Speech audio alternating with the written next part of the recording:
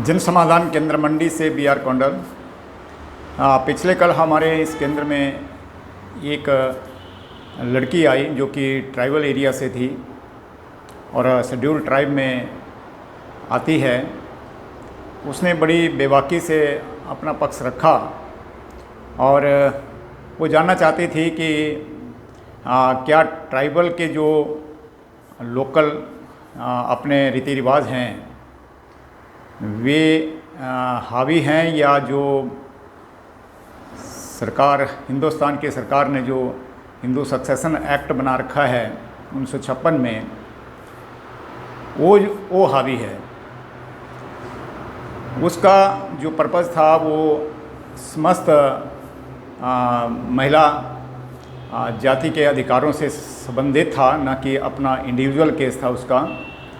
हालांकि उसने मीडिया पर आने से इनकार किया क्योंकि उसे कुछ इस प्रकार का भ्रम था कि कहीं मेरे भाई इसको अन्यथा ना ले लें, क्योंकि वह भी इस कानून से प्रभावित है।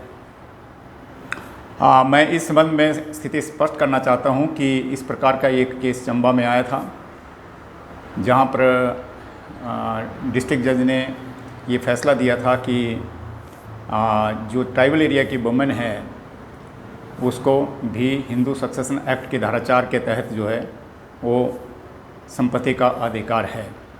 और इसी केस को माननीय उच्च न्यायालय ने भी अपहेल्ड किया था और बाद में सुप्रीम कोर्ट से भी इसको मान्यता मिली है कि ट्राइबल वुमेन के ऊपर इस प्रकार की डिस्क्रिमिनेशन नहीं की जा सकती जहां तक संपत्ति के अधिकार का प्रश्न है, क्योंकि इक्वलिटी जो है हमारा एक मौलिक अधिकार है। इसलिए जहां संपत्ति का डिस्ट्रीब्यूशन होता है सक्सेशन के आधार पर, वहां पर आप वुमेन को डिस्क्रिमिनेट नहीं कर सकते।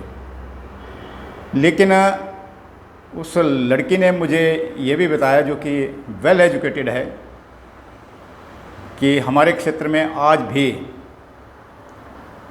रीति रिवाज के अनुसार सक्सेशन दिया जा रहा है केवल बेटों को और बेटियों को वंचित किया जा रहा है। मैं इस संबंध में स्थिति स्पष्ट कर देना चाहता हूं कि जब उच्चतम न्यायालय से कोई वर्डिक्ट हो चुका है तो वह पूरे देश में लागू होता है और वह एक कानून माना जाता है। यदि राजस्व विभाग इसकी अवहेलना करेगा तो कंटेम्प्ट ऑफ कोर्ट के भागीदार होंगे। यदि कोई लड़की इस प्रकार का प्रकरण कोर्ट में ले जाती है कि मुझे संपत्ति से वर्जित किया गया है, तो फिर वहाँ पर विभाग को यह उत्तर देना मुश्किल हो जाएगा कि उन्होंने माननीय उच्चतम न्यायालय के जजमेंट की अवहेलना क्यों की है। इसलिए मेरा इतना ही कहना है कि कानून किसी भी महिला को संपत्ति के अधिकार से वंचित रखने की इजाज़त नहीं देता है। इसलिए जो भी ट्राइबल एरिया की लड़कियां हैं, यदि वे अपने अधिकार के लिए लड़ना चाहती हैं तो जो मैंने कहा इस कानून का हवाला देकर अपने नाम पर हिंदू सक्सेशन एक्ट 1956 के तहत संपत्ति में अपना हिस्सा लें।